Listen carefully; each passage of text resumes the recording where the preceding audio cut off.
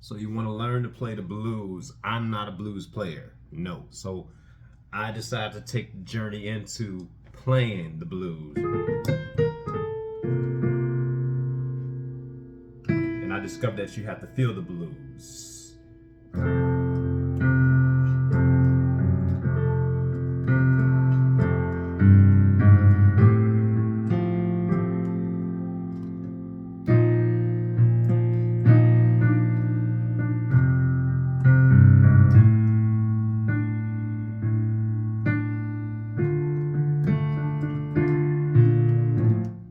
So use that as a passing chord.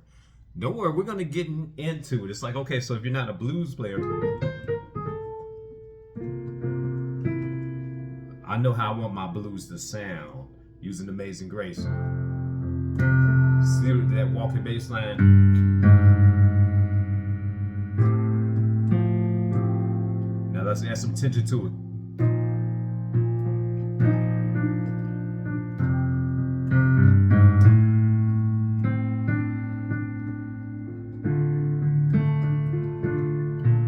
Pass a chord.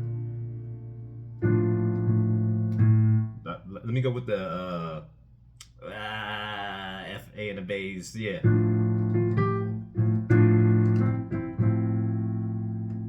Let's try it again.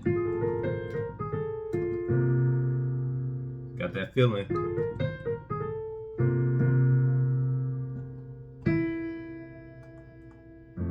Take it a little bit slow.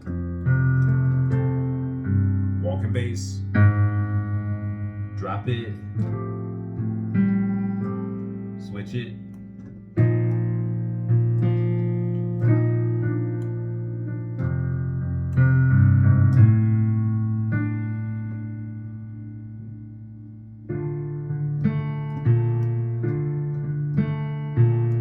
Pass it. D to B.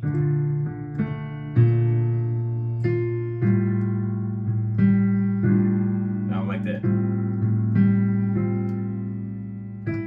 So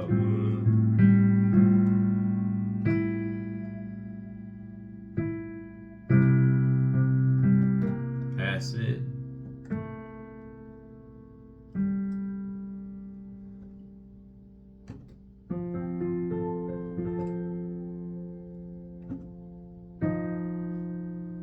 Don't worry. I got to get to work, but we're going to work on, one, flatten third, flatten third to the third, to the fourth, fifth, grace it,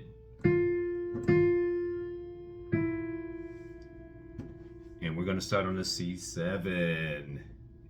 Hit the C7 part of the intro.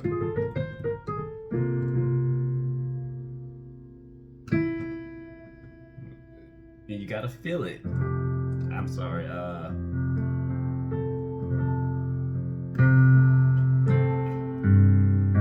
So there are elements. I've been listening to some blues, but there's elements that you've got to. Tension chord.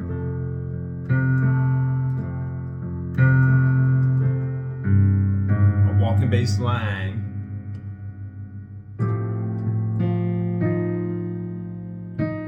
So walking bass line, elements of blues. There's a formula.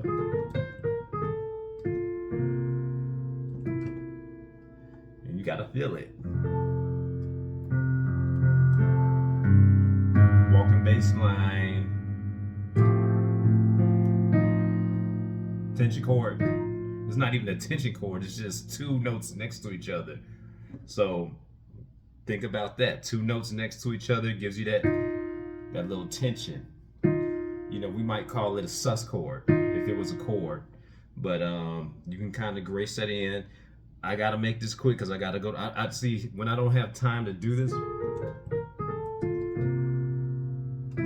I gotta do these quick fires. Remember, so a lot of elements of the blues that you come in, number one is you gotta feel the blues. You gotta feel it. I'm not talking about feeling sad, but you gotta feel kind of like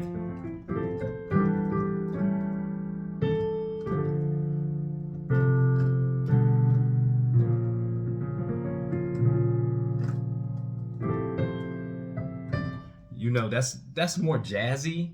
That's more jazzy. You can tell by the okay. What makes it jazzy? Kind of the fourth note, or I'm sorry, the seven. F major 7. Gospel blues run. That's more jazzy because you got the 7. What makes this the blues is I don't really have a 7. If you take back to Amazing Grace, I'm taking Amazing Grace that I'm reading, and I'm trying to pull out the elements to the song. It's not even written in the blues form. But what I'm doing now is I'm actually transcribing what I feel in my head down to the keys. Transcribing what I feel in my head and putting it on the keys. And also I'm doing a little bit of improvising. So if you look at Amazing Grace, the way this is written, it's kind of I think we went over this before. So we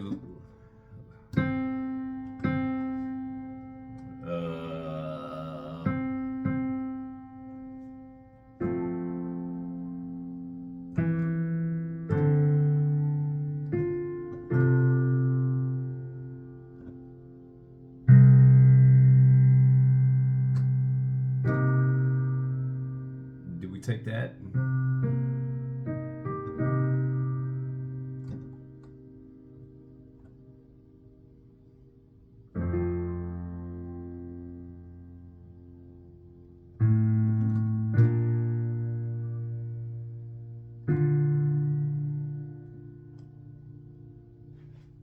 Gonna go with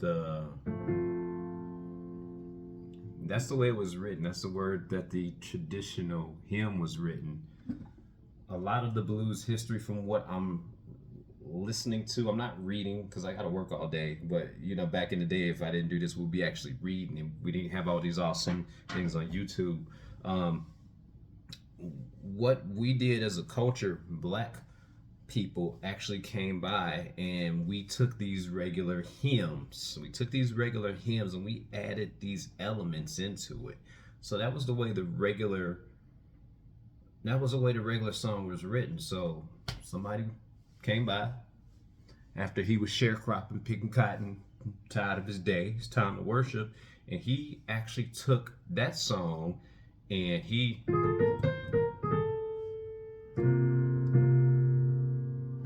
it became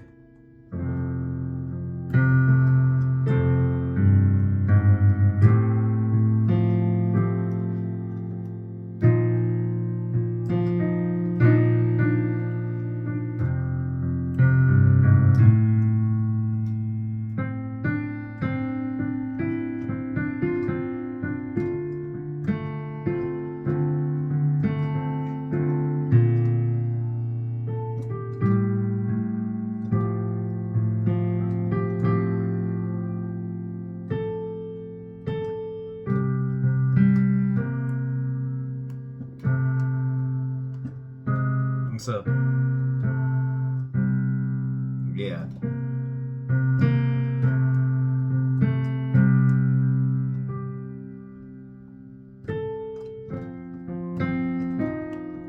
So somebody actually came by, and they call it I think it was like Black folks poor music. Just the movement of how the blues became the blues is amazing. But we're gonna talk about this later, and we're gonna go over the 12-bar blues. We're gonna actually talk about some of the good blues players that you should listen to, or some people nowadays like Ellis Hall. Ellis Hall had to actually, I was telling one of my friends this, I said, Jamie Foxx, I'm not going to say that he couldn't play the blues. The guy is classically trained with a degree. So At that point, you can do anything, just like I can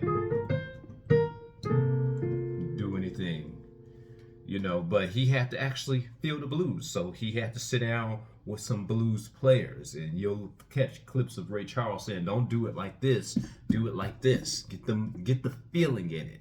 Get the feeling. And you can take any classically trained musician, and if they persevere and they spend time, I forgot how many hours he said that I had to spend 9 hours just getting the feeling. And that's what we do in order to getting the fingers right. You guys can't see my fingers. I'm gonna fix my overhead camera when I get a chance. But you gotta also listen to a lot of very good blues pianists. Ray Charles is good to listen to, older. He's no longer living.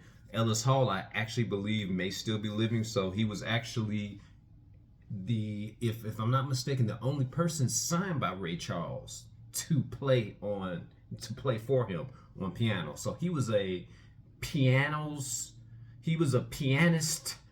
piano man, which is that says something to his level of talent. Listen to also a person by the name of John Ogletree. Tree is Tree. I mean, you can feel. I like to actually sit down and have an interview with this guy and say, "What are you feeling when you play? What are you feeling when you play?" And once you start to listen, a lot of aside from feeling, a lot of this is just actually ear training. Picking up those grace notes, picking up those sustain or tension notes next to each other. A lot of it's just listening, and actually when you actually sit down, you can figure out, okay, this is what this music right here, Amazing Grace, is doing. But because I've sat down and I like to dig into music, so I go into the history of music. Hey, this is the history. This is where it comes from. It actually didn't start off on the piano. It started off stringed instruments, banjos, one chorded, one string. I forgot what they call it.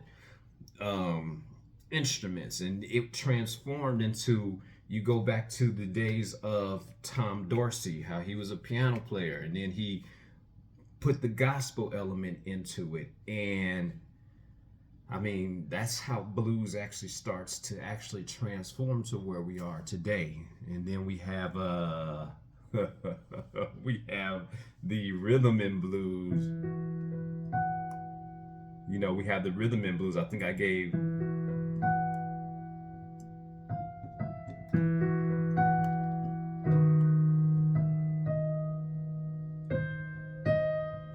sorry. That's R&B.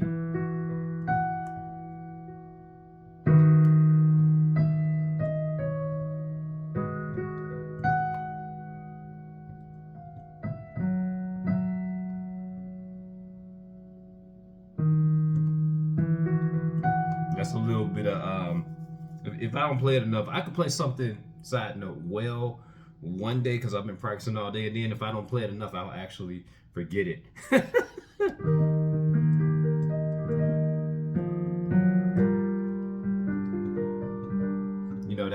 That's not R&B. That's just me.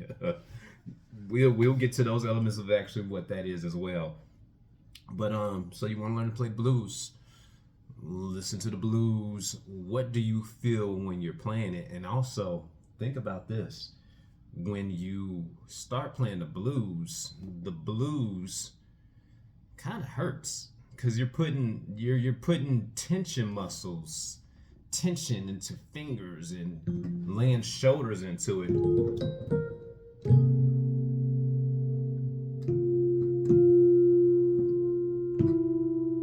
EP.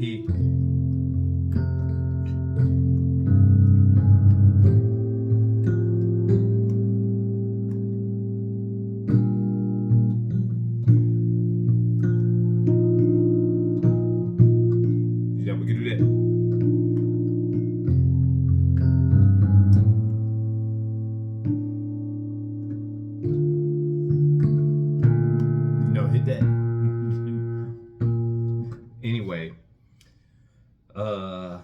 like, subscribe, hit the bell notification, leave a comment in the comment section. We're gonna get all these going as soon as I have time to,